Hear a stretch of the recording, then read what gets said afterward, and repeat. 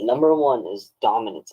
As you can see, Duncan is imposing as a very big threat to the Sardaukar, and like the way his facial features and the way he's like looking down on the camera shows that he's like a big boss. And so when you look at this image, Justin, what's the first thing that you see? Like when you just look at it, Duncan's face. Okay. And why do you think, Justin, that you see Duncan's face first? Because I like those words that you're using to describe him. What do you think makes you look at his face? Like the way like there's like kind of an eyeshadow under his eyes, like makes him look very menacing. Awesome. Yes. Very good. Very good. Okay. Great. Keep going. Okay. Number two.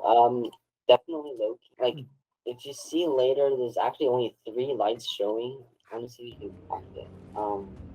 Yeah, like here. There's only 3 lights from the top that's showing on Duncan. And if not for these 3 lights, it would be completely dark. So it's definitely low key. Next one, shot.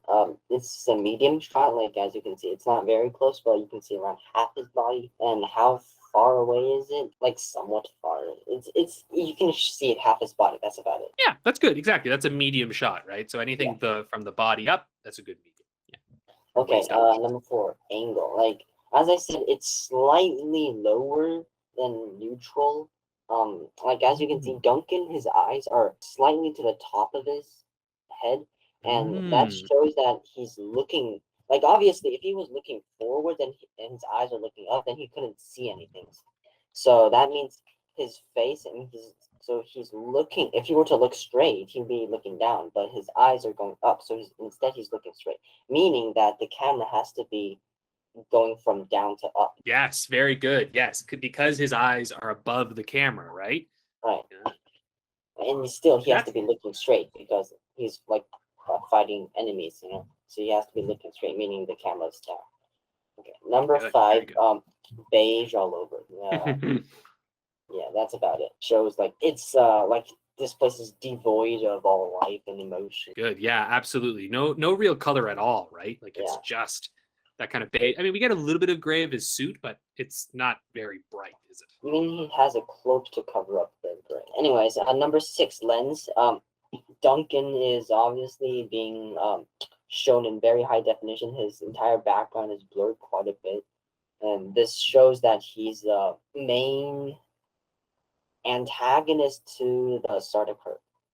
He's like the only one standing in his way. He's the most important to Paul and his mother. Yeah, in relevance to the scene, he's definitely the focus of it, right? The focal point. The lens question can be a little tough because it's often referring to the type of lens that's used and if there's any filters placed over it, which the most common one people could think of is fisheye and stuff. So this can be a little hard to answer if we don't know how it was filmed. So that's a good response. But yeah, that one might be one of the more difficult ones when you're looking at film and is usually reserved for more technical analysis.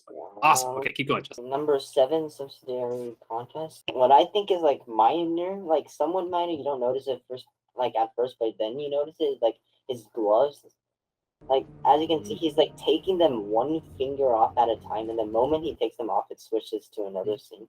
I think it's implying that Duncan is that's like his method of dealing with these enemies is like gonna slowly pick them off one by one until all of them are back.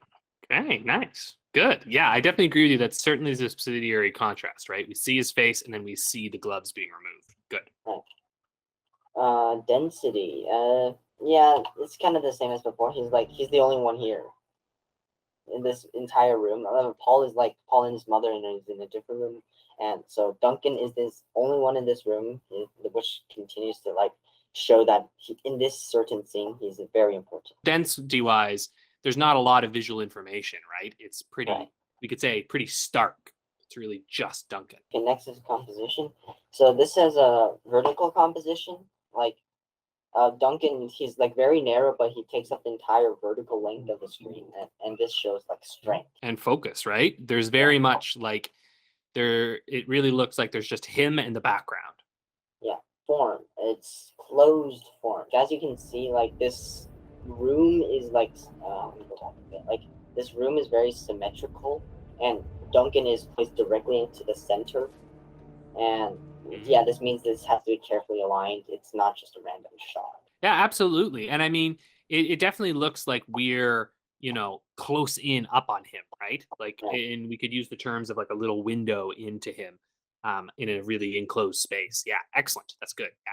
Framing tight and loose. It's very tight. Like Duncan, like if like go farther on, he has barely any space to maneuver. It's very tight.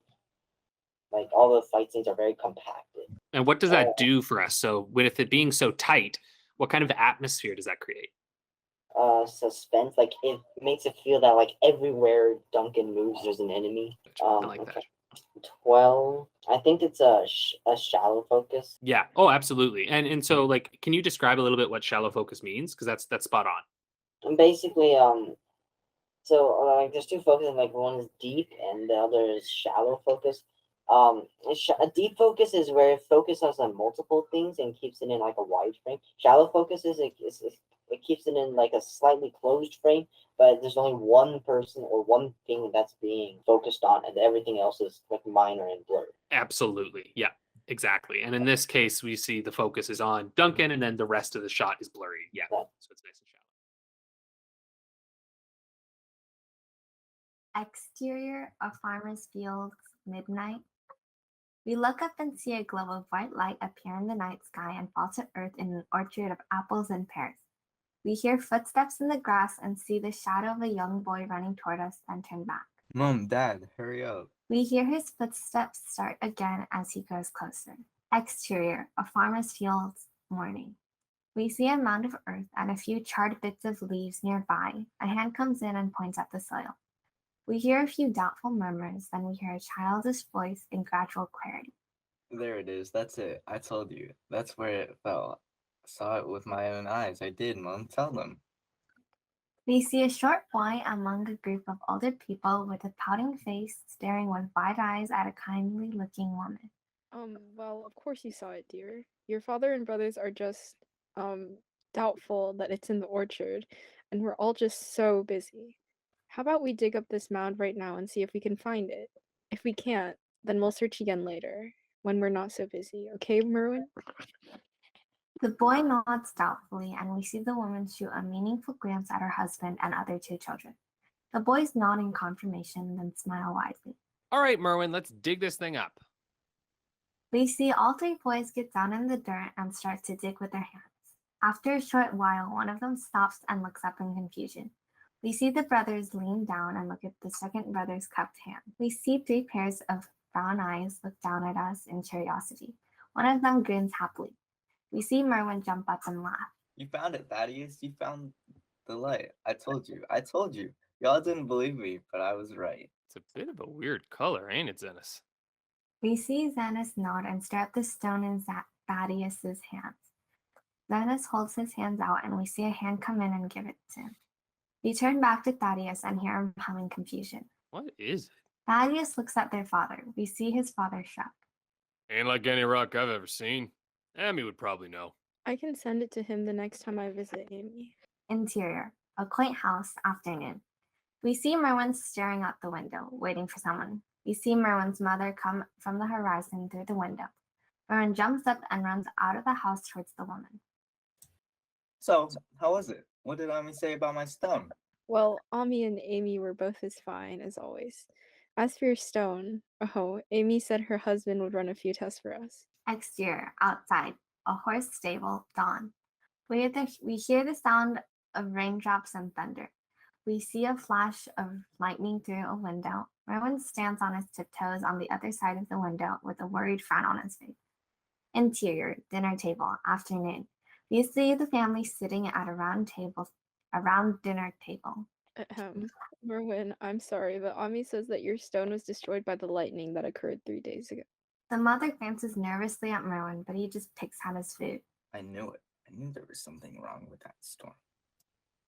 The father clears his throat and looks at Thaddeus. We turn towards him. We got worse news. The crop this year isn't good. Fruits are spoiled. The mother frowns. What? I thought our crops were doing fine. Better than fine, even. The father shakes his head. Exterior, a farm, afternoon. We see the family walk out of the cottage and towards the orchard. We see Merwin be drawn toward the well and look in. He doesn't see anything. We suddenly see a large apple in the father's hand. A knife comes in and cuts through the flesh. The inside is brown and eaten out. I told you, it's all gone bad. The soil must be poisoned. I'll have to move the fields. So, Candace, can you talk a little bit about what were some of the changes that you made from your first draft? I just added in that one scene with Amy, and I spent a lot more time with that because there was a lot of dialogue. There was, which was well done, by the way. Dialogue is difficult, so I thought you did a nice job with that. I think, like, what my advice would be now is that I think that was a great addition. I think at this point, all you really have to do is go through the script and look to see if there's any information that is repeating, right? Because there's not, I don't think there's much, but I think there are a few scenes, because now that you've added that Amy scene, you actually can possibly remove one of your scenes. So there's like a little, or change it a little bit, like this one right here, because it kind of repeats the information that you already gave, right? So think to yourself, like, what new information could I give? Does it necessarily have to be her coming back from Amy's house or Ami's house? Could it be her giving information about Ami? You know what I mean? Like, just think to yourself, like, how can I give new information instead of repeating old information that you've already successfully given the audience, right? Does that make sense? Nice, Candace. Sophia and Adam, do you have any thoughts? Anything you wanted to share? It's very entertaining. I think just something that's a little bit confusing is like sometimes I think two characters that seem different are actually the same person, but they're titled differently because their names haven't been introduced. But I was also confused about what to do with that in mind, but I just called them the same character to avoid confusion. Yeah. So here's what I would say. In your screenplay, like in this one, if we haven't met the character yet and we don't know them, right? Like we haven't actually met them and they haven't been introduced, it's fine to call them like the woman, the boy, whatever. That's totally fine. The minute they've been introduced, though, they always will have their name, right? Always, always, always. So that's something to check to make sure. In a shooting script, right? If this were so actually talking about next steps, right? Like Candace, if you decided to go like, oh, we're gonna make this into a short film now. You would then start to work on what we call a shooting script, which isn't extremely different, but you would likely remove all of the names that aren't like the boy and stuff like that. You would just put in who it is, right? Even if it was in brackets afterwards, it's just like, this is who it is, right? This is the person that's talking at this point. Just so that when you go to shoot it, it's really, really clear. But again, shooting scripts are different than these screenplays, right? Because these screenplays are meant to get the story across. So yeah, that can definitely, it can come across a bit confusing, but ideally, anyone who is trying to shoot it or direct it, they would have to look deeply into the script, right, to figure out what that is. Well, great work. I really appreciate you diving further into the dialogue stuff. One other thing that I'll give as a suggestion, it's you don't necessarily have to do this, but just keep in mind that you can always cut into the action even more, like you don't necessarily have to show Nabi coming to Ami's house. Do you know what I mean? Like when she walks up to the door, you don't necessarily have to show that. You can. There's nothing wrong with that. But think to yourself, like, does that reveal anything about your characters? Does it push your story forward? What part of the conversation between Amy and Nabi do you think is most important? And focus on that. Actually, yeah, that's a good question, Candace. What part of that conversation do you think is most important to your story? The part where she's talking about her children. Children. Okay. So I would almost suggest that you maybe even just start that scene when she's already in the house, right? And they're talking about, because you can literally this is how easy it is, right? It can just be in the house and be like, oh, it's so nice of you to come visit me. And you know what I mean? Like, it's like, boom, there you are. We already get it. We know where they are, right? It's your choice though. Like I said, nothing wrong with showing her coming up to visit. If you want to maybe show more of the surroundings, though I'll tell you this right now. If you were to actually shoot this, there's a chance you might want to cut that first scene, because here's the thing. If you have a scene outside of the house, that means you have to film outside and you have to find something that looks good. Whereas if they're only inside, you only need that one location on the inside, right? It's just, those are like little things to think about, right? And again, that's not something you have to worry about right now as a screenwriter. That's more what you have to worry about when you start to try to film